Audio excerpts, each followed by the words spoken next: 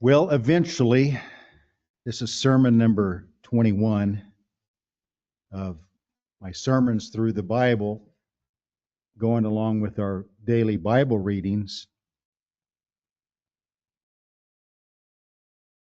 And it's really been enjoyable for me knowing each week I have this big chunk of the Bible to draw a sermon from. Often the difficulty is, what do I focus on? What do I leave out? I don't want these sermons to be just a rehash of our readings or a rehash of Gary's lessons, as now we've gone through the life of David and Solomon in our daily readings. And I want it to be a little different kind of sermon than maybe what I've preached in the past from these chapters.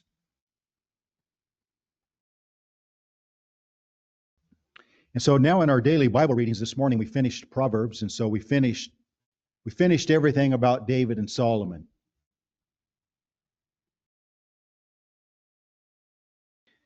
And so I thought, what can we talk about in the sermon about the life of David and Solomon?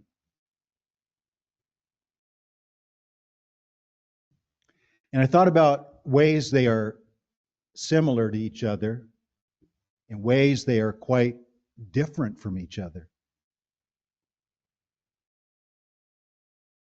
And some things came to my mind as I was thinking about that I think might help us, might cause us to reflect on our own life.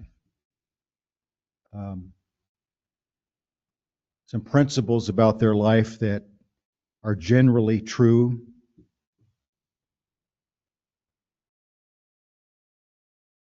And eventually I'm going to get to 1 Kings chapter 8. That's where I'm going to focus on. It's interesting, Jenny came in this morning and we were talking about our Wednesday night discussions, how much I appreciate that she always comes ready with something to bring up from the last week's Bible readings. And you mentioned this morning, she said, one of the chapters I really enjoyed recently is 1 Kings chapter 8. And I said, well, that's where my sermon is from today. And so now the pressure's on because I know how much she enjoyed it, and I hope I don't let her down with the things I'm going to bring up. You notice that, what is it? It's 66 verses, and I have a point to bring out of every verse. No, I don't. Don't worry. I'm just going to have to focus on some particular verses. But before we get to 1 Kings 8, let's just think about the life of David and Solomon side by side. One of the things that is coming out in Gary's lessons is how the different sons of David are so different from each other. And we know that as parents, the same parents, the same home, the same atmosphere, and yet each child, really from day one, from the moment they're born, are different from each other. We are fearfully and wonderfully made, aren't we? The Bible says. Each of us are unique. Each of us has our strengths and weaknesses.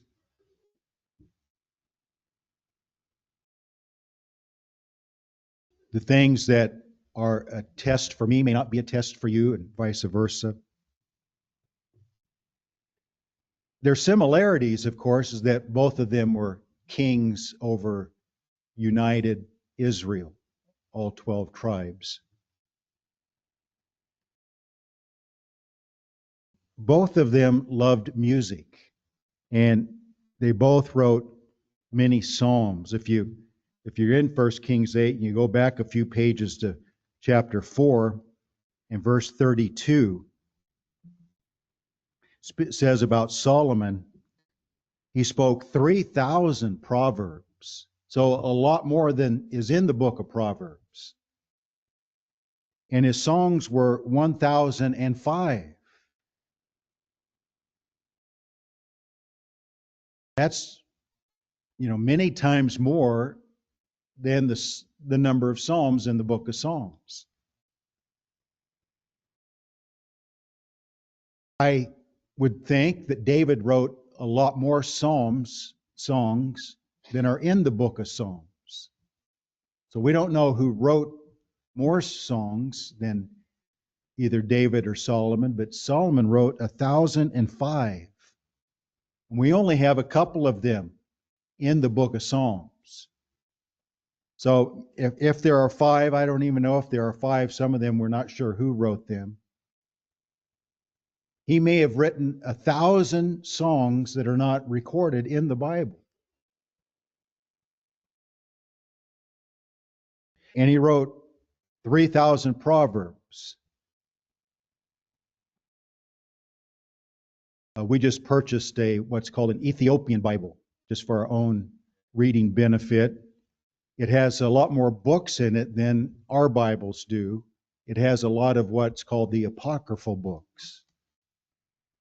And the original King James Version had those apocryphal books as a separate section between Malachi and Matthew.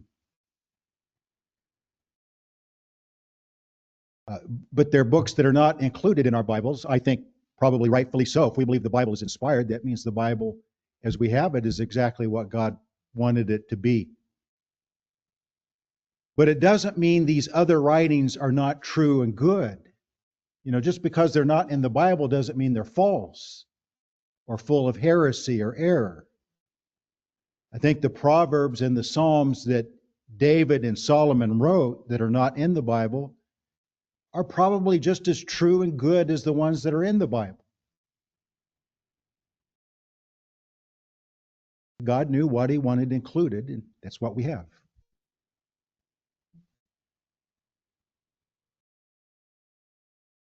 But that's about where the similarity ends. There are more differences between Solomon and David than there are similarities.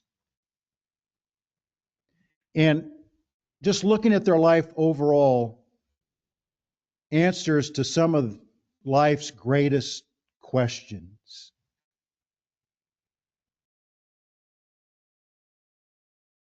One of the greatest questions in life that we all struggle with, C.S. Lewis wrote a book by this name, and it's sitting in my wife's office right now. The title of the book is The Problem of Pain. That's one we all really struggle with, isn't it?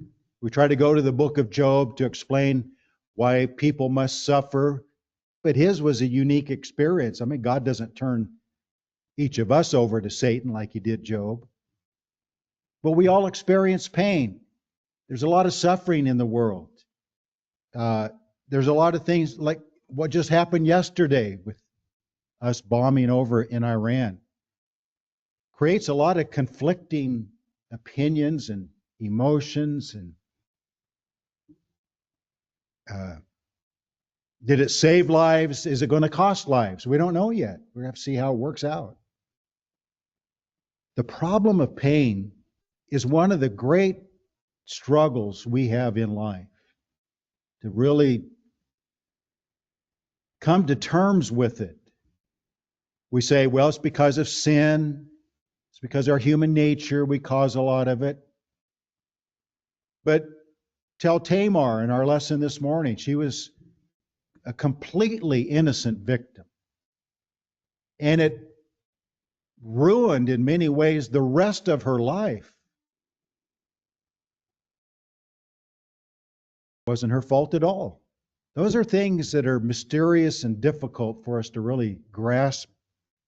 C.S. Lewis tried to deal with that. And that's the life of David. A lot of pain, even later in life, as Gary said, he was later in life when Absalom tried to overthrow him and kill him, basically. And he had to run for his life from his own son. David faced a lot of difficult things in life. The trouble, with pain, the problem of pain. But Solomon represents the opposite problem that most people don't see as a real difficult issue, but it is more than we realize. The problem of pleasure.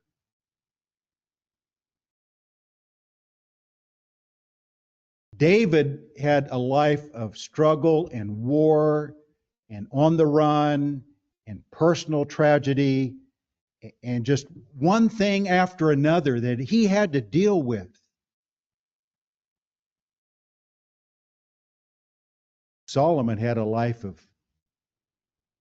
peace, pleasure, anything he wanted, never wanted for anything from the day of his birth.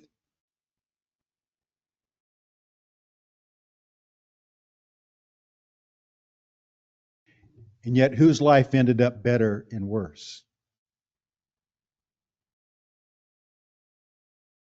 Solomon's life of pleasure did him a lot of harm in the end. David's life of trouble and pain helped him to end his life in much better shape than his son Solomon.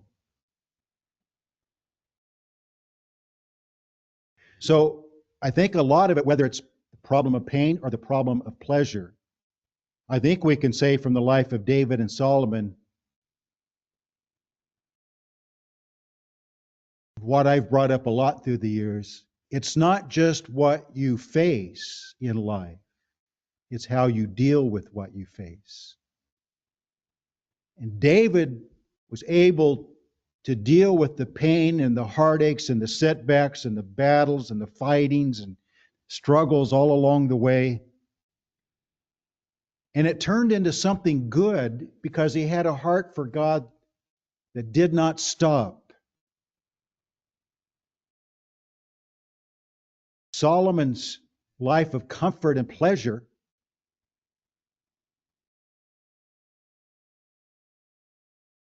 he did not deal with it properly, and it brought him a lot of harm.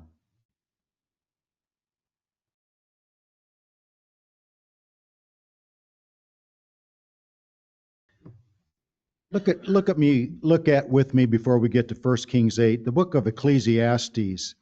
We just read through that on our daily Bible readings.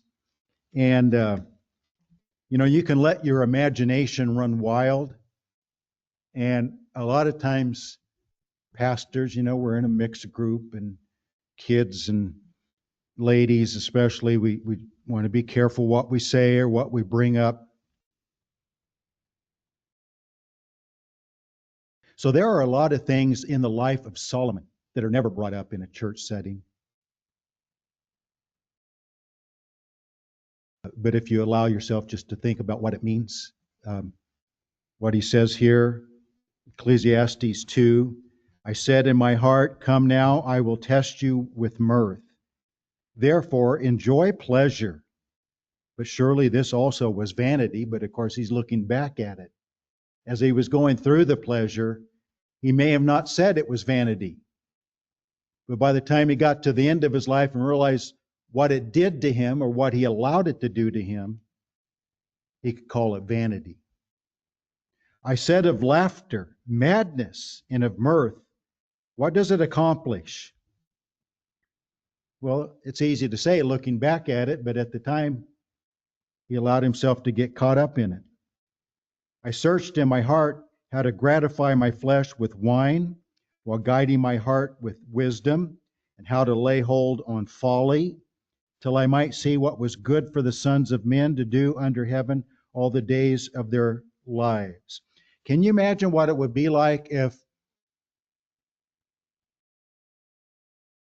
he was curious about every aspect of life. He studied trees, he studied animals, he studied geography.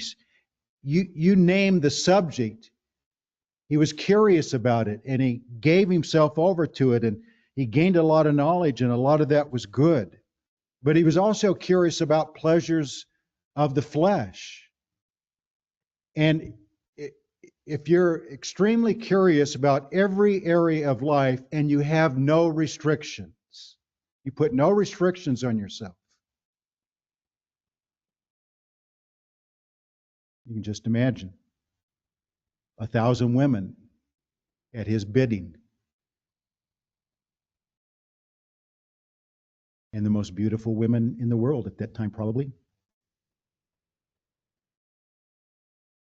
I made my works great. I built myself houses, planted myself vineyards. I made myself gardens and orchards. I planted all kinds of fruit trees in them. Those are good things, aren't they? I made myself water pools from which to water the growing trees of the grove. I acquired male and female servants, had servants born in my house. Yes, I had greater possessions of herds and flocks than all those who were in Jerusalem before me.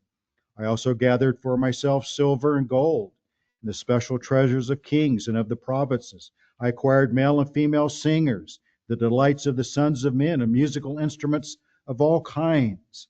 So I became great and excelled more than all who were before me in Jerusalem. If you stop there, you say, well, that's not necessarily sinful. It's maybe extravagant. It's maybe a bit too much, but not necessarily sinful unless you're looking at it all like Nebuchadnezzar did. Look what I have built for myself. Look what great things I have done. And he probably did develop some of that attitude. Also, my wisdom remained in with me. But look at verse 10. Whatever my eyes desired, I did not keep from them. Whatever entered his mind, whatever he saw, no restrictions. I did not withhold my heart from any pleasure, for my heart rejoiced in all my labor. And this was my reward from all my labor. Then I looked. Now, this is, of course, afterwards. Then I looked on all the works that my hands had done and on the labor in which I had toiled, and indeed, it all was vanity and grasping for the wind.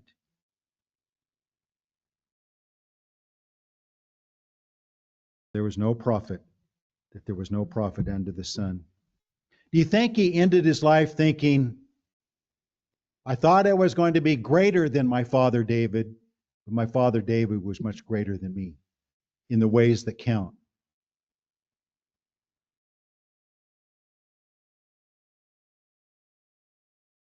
So not only was he very creative, not only did he build great buildings, not plant great groves of trees, and he had all kinds of chariots. And, we were reading just the other day about so much gold was brought to him from the leaders of other nations. And I think there was kind of a pay-as-you-go system that they had to make reservations to come hear his wisdom. And he expected them to bring a whole lot with them. And he had so much gold, they had to think of ways to use the gold. So he makes all these hundreds of gold shields, but they didn't have any wars. He had all these gold-plated chariots, but they didn't fight any battles or very little. He was just trying to find a way to use all this gold instead of just letting it sit, in piles somewhere. All of his drinking vessels were pure gold. Those lions that he had on each of the steps leading up to his throne were pure gold. His throne was gold. Everything was gold. Then he built the temple and he made sure everything in the temple was covered with gold. He didn't know what to do with so much gold. What good did it do him in the end?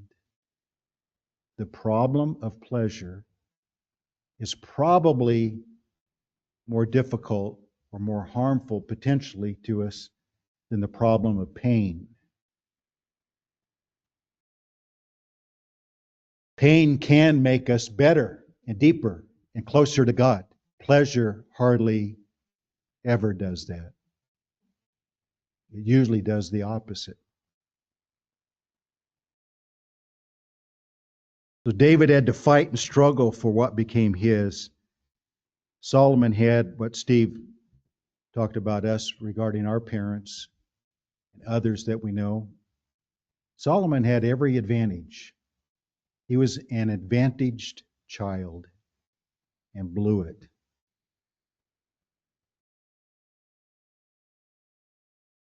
That's why Jesus came along and told his disciples, to whom much is given, much is required. And God expected a lot out of Solomon, and he started out pretty good.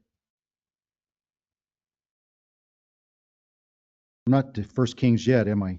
In chapter 10 of 1 Kings, just reading a couple of verses there. 1 Kings chapter 10, verse 23 and 24. So King Solomon surpassed all the kings of the earth in riches and wisdom. Now all the earth sought the presence of Solomon to hear his wisdom, which God had put in his heart.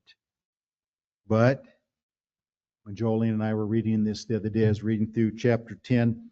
We got to chapter 11, and that little word but, B-U-T, in the Bible is a really, really important word, because it's telling us things are about to change. But King Solomon loved many foreign women,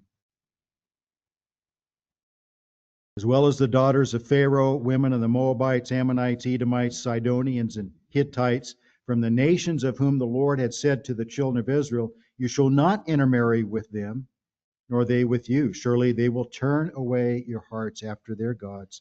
Solomon clung to these in love. He had 700 wives, princesses, and 300 concubines, and his wives turned away his heart. For it was so when Solomon was old in his 50s. He died before he's 60, or not later than 60. In his 50s, his wives turned his heart after other gods. His heart was not loyal to the Lord his God, as was the heart of his father David. And I think Solomon knew that. He knew that.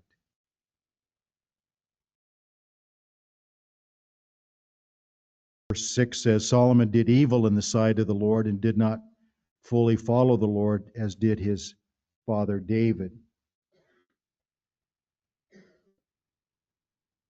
David had many what I call wilderness experiences, where he was out alone, out in the wilderness, where there were no provisions, there's no protection, no safety. And there's something about, it's a really good study in the Bible if you start studying wilderness experiences. It could be Israel in the wilderness. It could be Moses for 40 years, the backside of the desert. It could be the wilderness of Jesus for 40 days, tempted by Satan. Paul says after his conversion, the Lord sent him to Arabia for 3 years. He had his own wilderness experience. But there's something so valuable and important that can come out of wilderness experiences. None of us want them. But it's almost like God has designed us that we need it along the way. David had a lot of wilderness experiences, which made him better. Solomon had no wilderness experiences, and it did him harm. Because wilderness experiences draw us near to God, it strips us of self,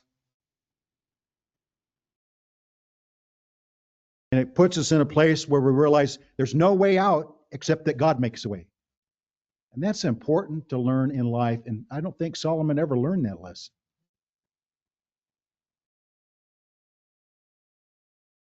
Both of them are a type of Christ.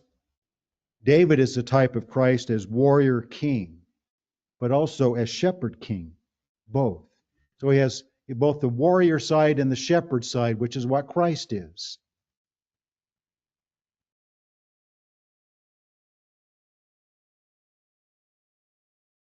How will Christ bring peace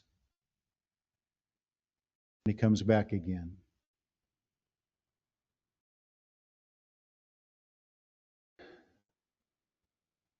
We're all hoping that the current events turn out for the good, but they could turn out quite the opposite, couldn't they?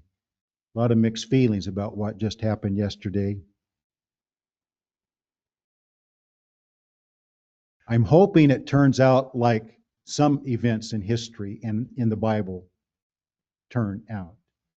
How will Christ bring peace on the earth? after a sudden and overwhelming display of force. That's what brings the peace. But we can give examples of how it produced the opposite. We just don't know. We pray for a good outcome. Solomon is a type of Christ as a wise king, but Christ is a wise king who will never falter. He'll never go astray. 1 Kings 8, I'm going to race through just a few verses because my introduction was longer than I planned.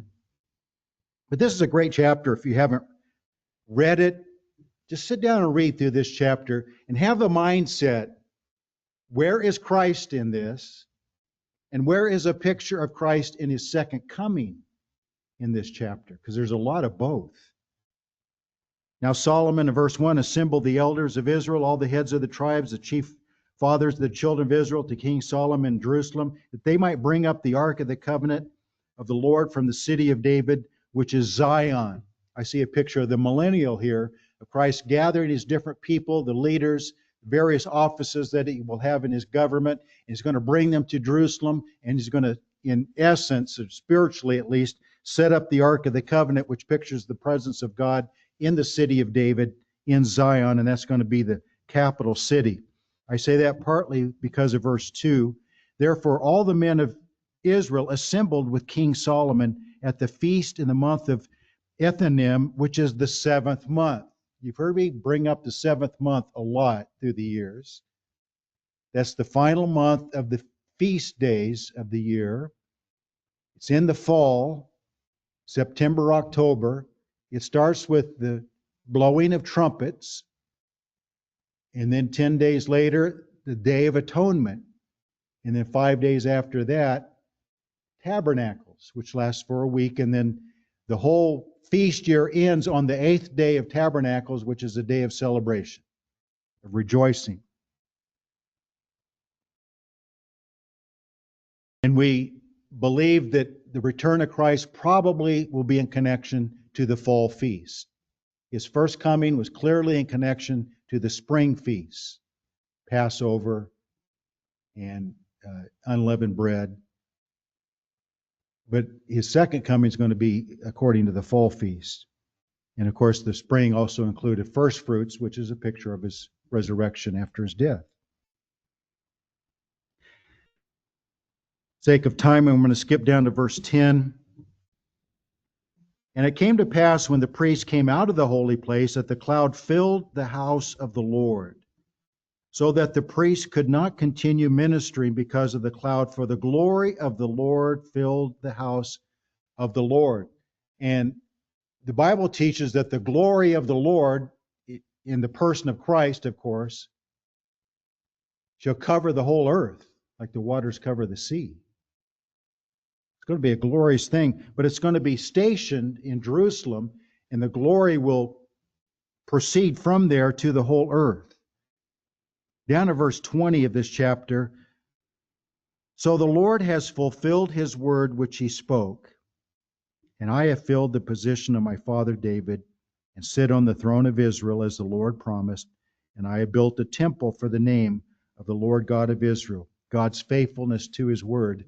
When Jesus comes back and sets up his kingdom, and he's ruling over the earth, and his glory is all over the place, and hopefully we are assisting him in that operation.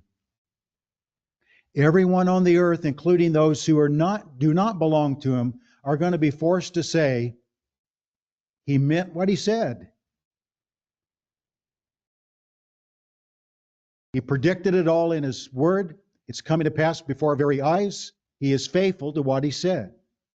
And that's probably going to be, there's several main points that he wants to make in the millennial.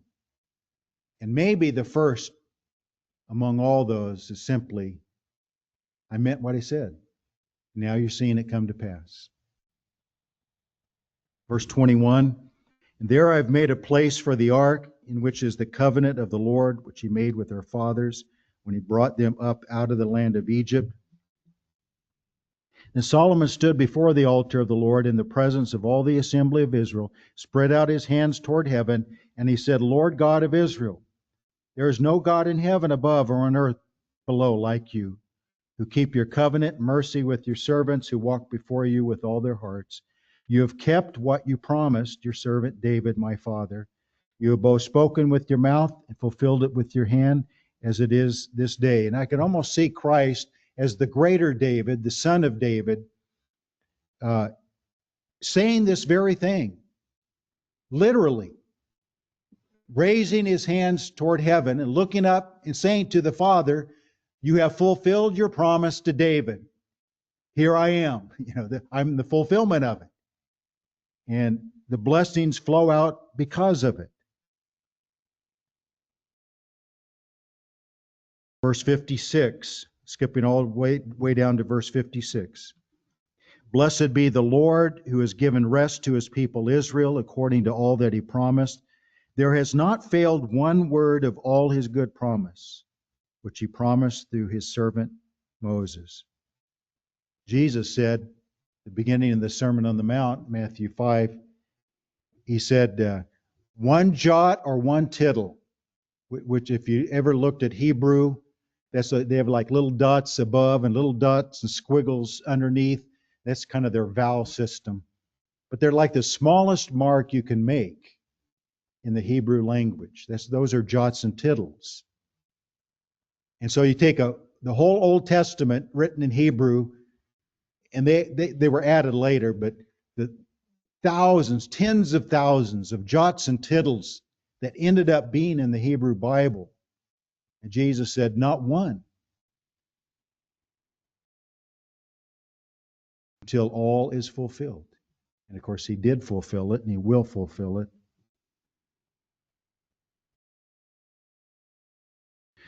There has not failed one word of all his good promise, which he promised through his servant Moses. May the Lord our God be with us as he was with our fathers. May he not leave us nor forsake us. And then this one jumped out at me. I've read it many times, but it just really didn't stand out to me like it did this time. The first phrase, statement of verse 58, that he may incline our hearts to himself. Isn't that great? We have this thinking, I need to incline my heart to the Lord. Maybe we should be praying, Lord, please incline my heart toward you. You do the work in me.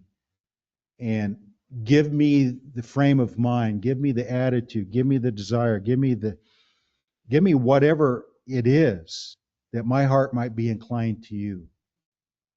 I love that word, incline.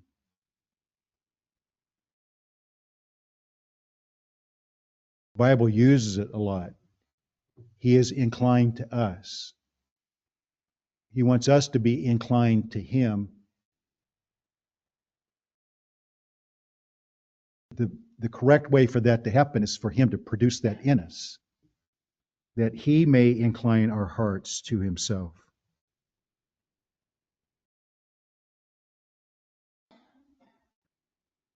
I've got to make myself walk in all his ways. I got to make myself keep his commandments. I got to make myself keep his statutes and his judgments, which he commanded our fathers. No. The Lord inclines our heart to do it willingly and freely, rather than forcing myself to try to do it.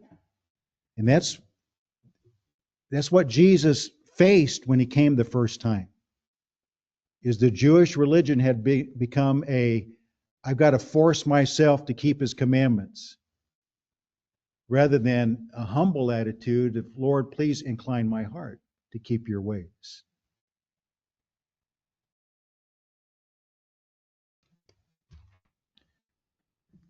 And may these words of mine, with which I have made supplication before the Lord, be near the Lord our God day and night, that he may maintain the cause of his servant and the cause of his people Israel, as each day may require.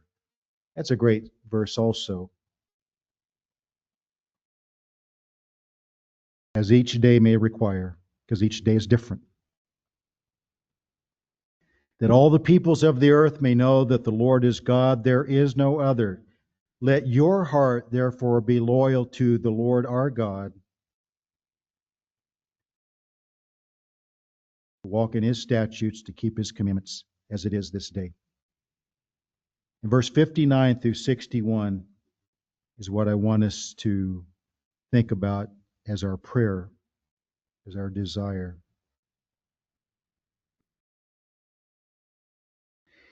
As a result of this, Solomon was still in pretty good shape at this point.